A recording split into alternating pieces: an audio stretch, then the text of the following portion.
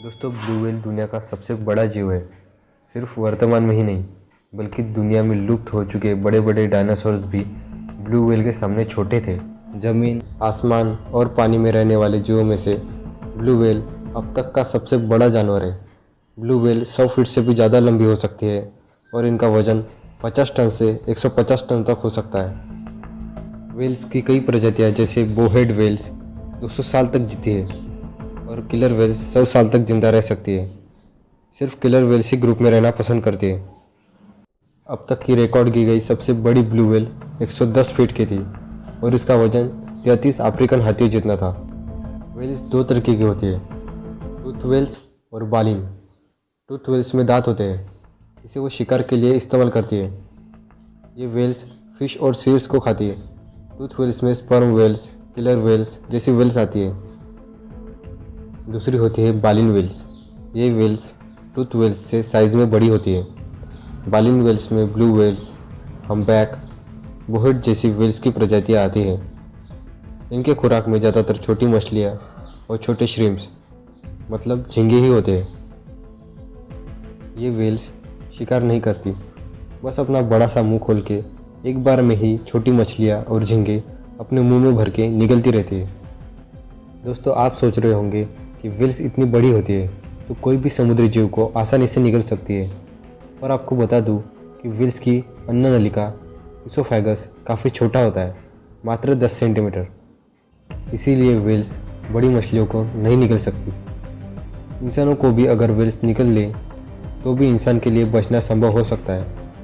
अगर आपके पास oxygen tank हो तो आप व्हेल्स के मुंह से वापस आ सकते हैं, क्योंकि आप उसके मुंह में ही रहेंगे तो संभव है कि व्हेल्स दोबारा मुंह खोले और आप वापस आ जाए, अगर आप व्हेल्स के जबड़ों से बच सकें, क्योंकि व्हेल्स अपने जबड़े बहुत ज़ोर से बंद करती है। दोस्तों, जिंदा व्हेल्स तो इंसानों के लिए खतरनाक नहीं होती, पर मरने के बाद व्हेल्स खतरनाक हो जाती है।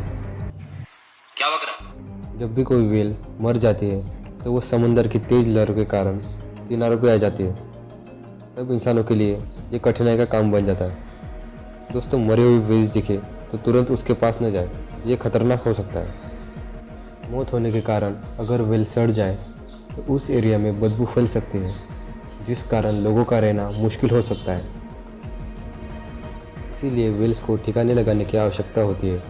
इसी दौरान व्हेल्स में कुछ भयानक विस्फोट होता है। समुद्र में मरने से इतने दिनों तक मरी हुई व्हेल डिकम्पोज होना शुरू हो जाती है।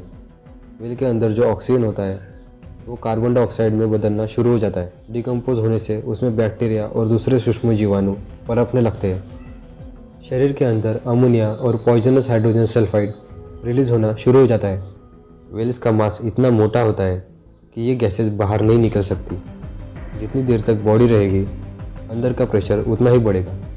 जब भी कोई मरी हुई व्हेल इंसानी बीच पर आती है तो एक्सपर्ट इसे ठिकाने लगाने के दौरान ही व्हेल्स के अंदर मौजूद मटेरियल काफ़ी तेज़ी से 70 किलोमीटर पर आवर से बाहर आ जाता है। एक्सपर्ट्स का कहना है कि व्हेल जब एक्सप्लोड होती है तो उस समय जो स्मेल आती है वो दुनिया के सबसे खराब स्मेल में से एक होती है। 2004 में ताइवान शहर में 50 टन वजनी स्पर्म व्हेल की बॉडी रिसर्च सेंटर ले जाने के दौरान ही रास्ते में व्हेल में विस्फोट हो गया। वहाँ की सारी कार और लोगों पर मांस के लोथड़े गिरे थे। इस हादसे में किसी की जान तो नहीं गई, पर इसे साफ करने में 13 घंटों से भी ज़्यादा समय लगा था। साल 1970 में यूनाइटेड स्टेट ऑफ अमेरिका में एक व्हेल के अंदर डायनामाइट लगाकर उसे उड़ाया गया, लेकिन ये आइडिया बहुत बुरा साबित हुआ। व्हेल्स के बड़े बड़े मांस के टुकड़े पास के कार पे जा गिरे और बहुत सा नुकसान भी हुआ था। ये वीडियो बाद में न्यूज़पेपर और टीवी चैनल पर चर्चा का विषय भी बना था। वीडियो पूरा देखने के लिए आपका बहुत बहुत धन्यवाद। ऐसी ही जानकारी के लिए चैनल को सब्सक्राइब जरूर करें।